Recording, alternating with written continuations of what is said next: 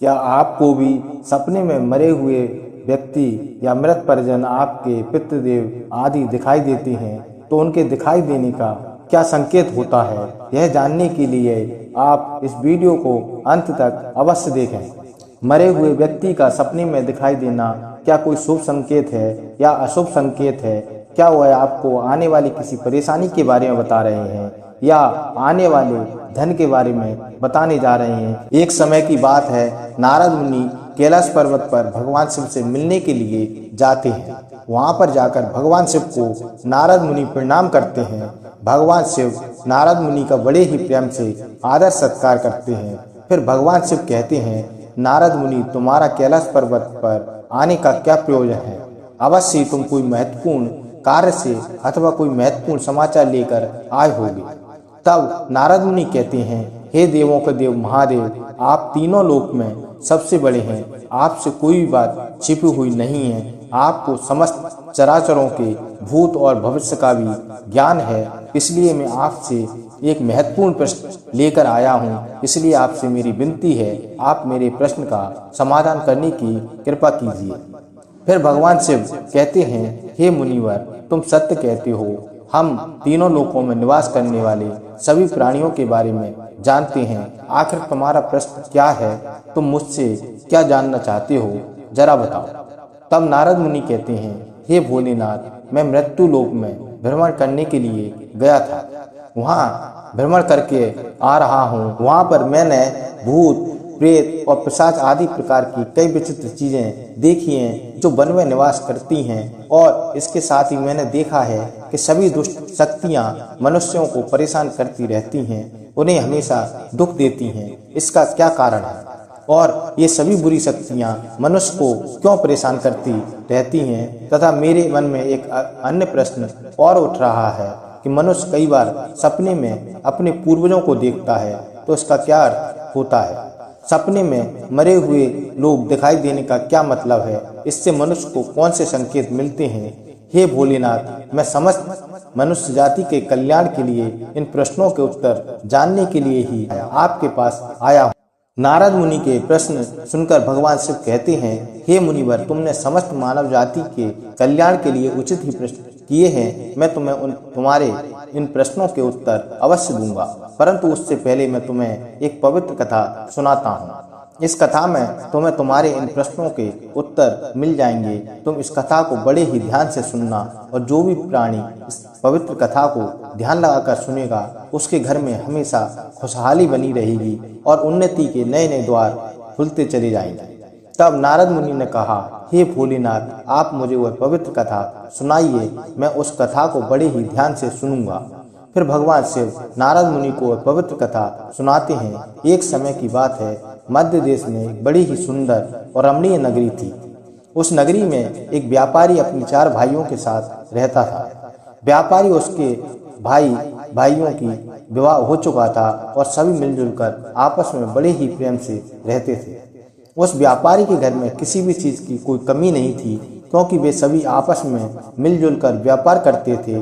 उस नगरी में उस व्यापारी के समान कोई भी धनवान नहीं था। यह सारी संपत्ति उस व्यापारी को उसके पूर्वजों से ही प्राप्त हुई थी।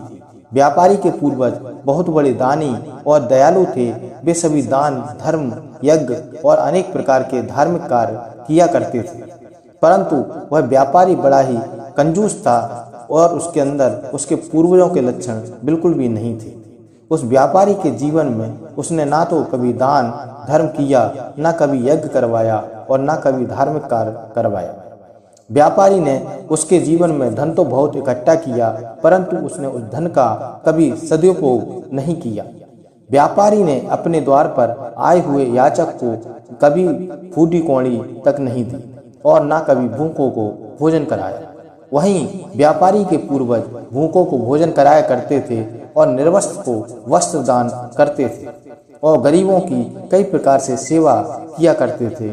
और इधर व्यापारी अपने पूर्वजों का कभी भी अनुसरण नहीं करता था और हमेशा ही धन इकट्ठा करने में लगा रहता था। इस तरह से उस व्यापारी के पास बहुत सारी संपत्ति तो हो गई, लेकिन उसके पूर्वज उससे बहुत नाराज हो गए। व्यापारी के पूर्वजों को अपने लड़के का व्यवहार ठीक नहीं लगा और वे पितृलोक में दुखी रहने लगे।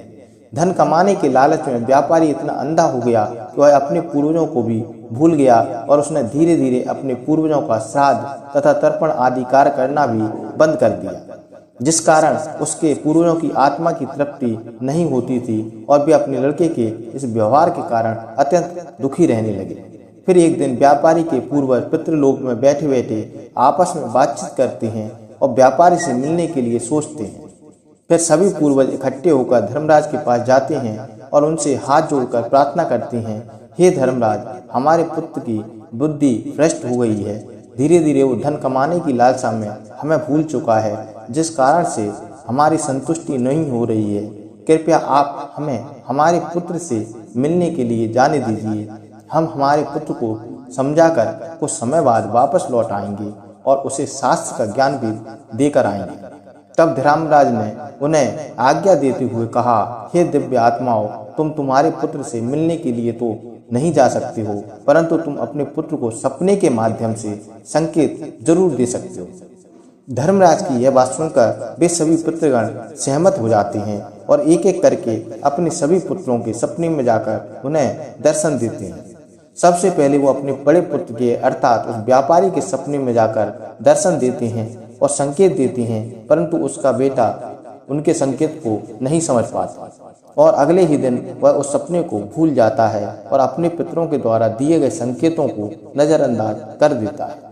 फिर वे सभी पुत्रगण अपने दूसरे पुत्रों के सपनों में जाकर उन्हें भी दर्शन देते हैं और संकेत देते हैं, लेकिन फिर वे भी उन संकेतों को नजरअंदाज कर देते हैं। कोई भी अपने पूर्वजों के द्वारा दिए गए संकेतों को नहीं समझ पाते, जिससे वे सभी पितृगण नाराज हो जाते हैं। व्यापारी और उसके सभी भाई धन के लालच में पूरी तरह से अंधे हो चुके थे। वे सभी अपने पूर्वजों के द्वारा दिए गए संकेतों को नहीं समझ सके।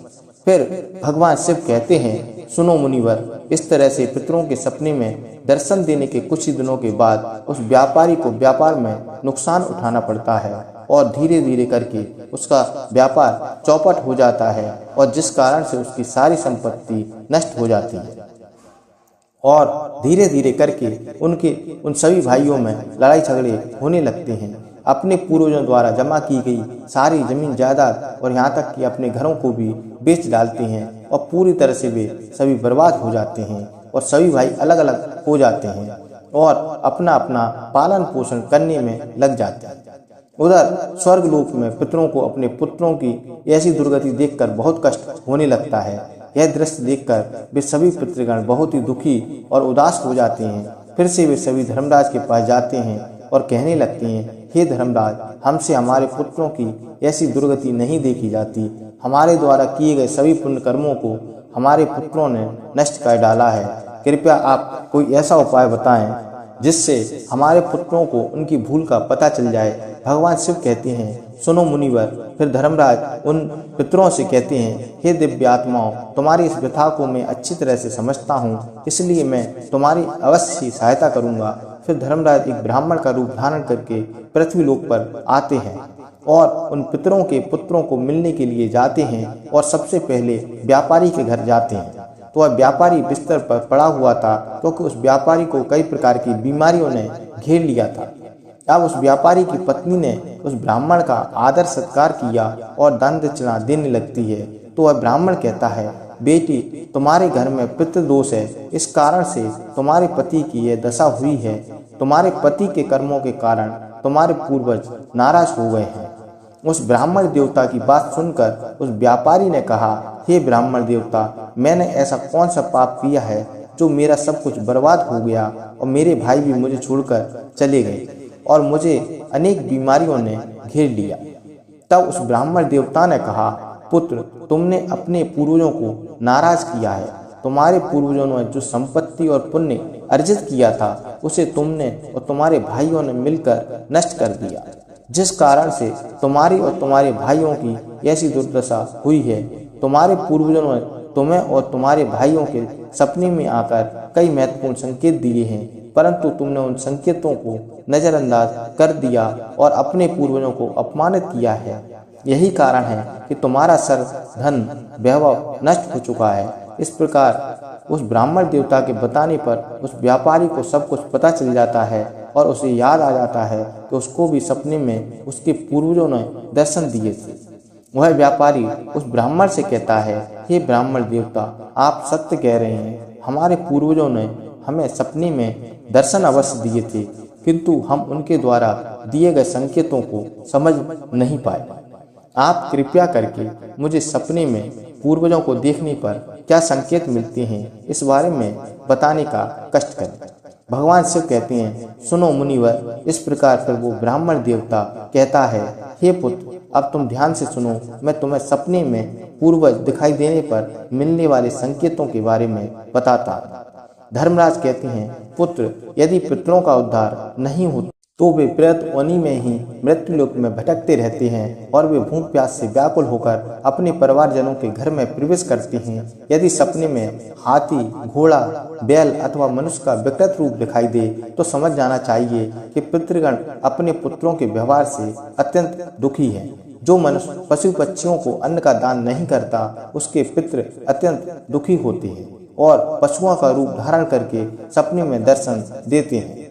यदि मनुष्य को कोई सपना आता है जिसमें कोई पशु अथवा जानवर मनुष्य की वाणी में बोलता हुआ दिखाई दे, जैसे कुत्ता, बिल्ली, भैंस आदि मनुष्य की तरह बातें करते हुए दिखाई पड़े, तो इसका अर्थ है यह सब होता है कि मनुष्य के पितृ उससे अत्यंत रुष्ट हैं।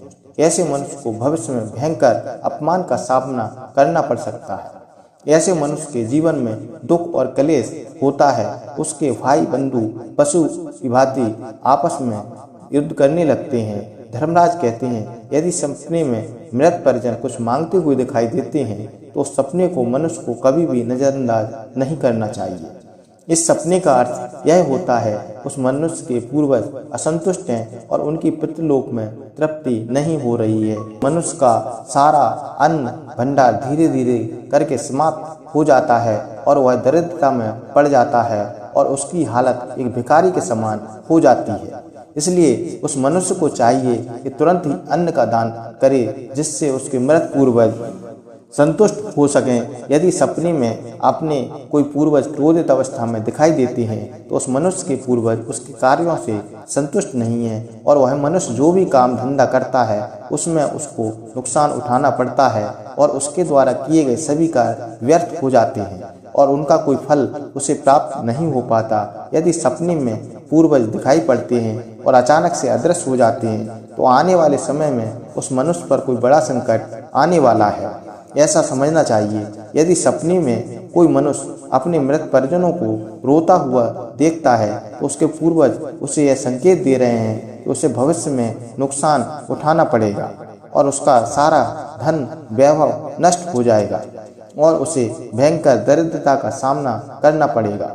आने वाले संकट की घड़ी को देखकर पूर्वज सपने में रोते हुए दिखाई पड़ते हैं। यदि सपने में पूर्वज गंदे और मैले वस्त्र पहने हुए दिखाई देते हैं तो निश्चित ही उस मनुष्य का सारा धन नष्ट हो जाता है और वह धनहीन हो जाएगा। तब वह ब्राह्मण देवता कहता है, हे पुत्र, यदि तुम्हें भी इस प्रकार के सपने दिखाई पड़े हैं तो तुम्हें अपने पूर्वजों को प्रसन्न करने के लिए दान, धर्म, श्राद्ध आदि कर्म करने चाहिए, जिससे तुम्हारे सभी कष्ट दूर होंगे। उस ब्राह्मण की बात सुनकर उस व्यापारी को अपनी गलती का एहसास हो जाता है और वह तुरंत ही अपने भाइयों के पास जाता है और उन्हें ब्राह्मण देवता के द्वारा बताई गई सारी बात बता देता है और जो सभी भाइयों को समझ में आ जाती है। उनके पूर्वज उन्हें सपने में आकर संकेत दे रहे थे। फिर वे सभी भाई मिलकर नदी के तट पर जाते हैं और अपने पूर्वजों का श्राद्ध, तर्पण, दान, दक्षिणा आदि कार्य करते हैं, जिससे उनके पितर संतुष्ट हो जाते हैं। और फिर एक दिन उनके पूर्वज उनके सपने में आकर उन्हें दर्शन देते हैं और उन्हें नाना प्रकार के संकेत देते हैं। भगवान शिव कहते हैं, हे मुनिवर, जब मनुष्य के पूर्वज संतुष्ट हो जाते हैं तब मनुष्य को अनेक प्रकार के संकेत प्राप्त होते हैं। यदि सपने में मृत परिजन अपने या परिवार वालों के सिर पर हाथ फेरते दिखाई देते हैं तो इस सपने का अर्थ यह है कि उसके पूर्वज बहुत ही प्रसन्न हैं और पूर्वज ये संकेत दे रहे हैं कि उस मनुष्य के जीवन में बहुत अच्छा समय आने वाला है। यदि पूर्वज मनुष्य की ओर हाथ बढ़ाते हुए दिखाई देते हैं तो पूर्वज यह संकेत दे रहे हैं कि मनुष्य जो भी काम कर रहा है उसे उस कार्य में सफलता जरूर मिलेगी। यदि सपने में पूर्वज स्वस्थ दिखाई देते हैं और उनके मुख पर तेज दिखाई देता है और उनके वस्त्र चमकीले और सफेद रंग के होते हैं, तो उन पितरों के मुक्ति मिल चुकी है, ऐसा समझना चाहिए। अगर सपने में पूर्वज दूर आकाश में बादलों में बैठे हुए दिखाई देते हैं तो यह शुभ संकेत है। मनुष्य के पूर्वज अत्यंत प्रसन्न हैं और उसे आशीर्वाद दे रहे हैं। इस प्रकार से उन सभी भाइयों को पूर्वजों के द्वारा शुभ संकेत प्राप्त होते हैं और उनका खोया हुआ सारा धन संपत्ति उन्हें धीरे धीरे वापस मिल जाती है और सभी भाई मिलजुल कर एक साथ रहने लगते हैं और सुखपूर्वक अपना जीवन व्यतीत करने लगते हैं। धन्यवाद।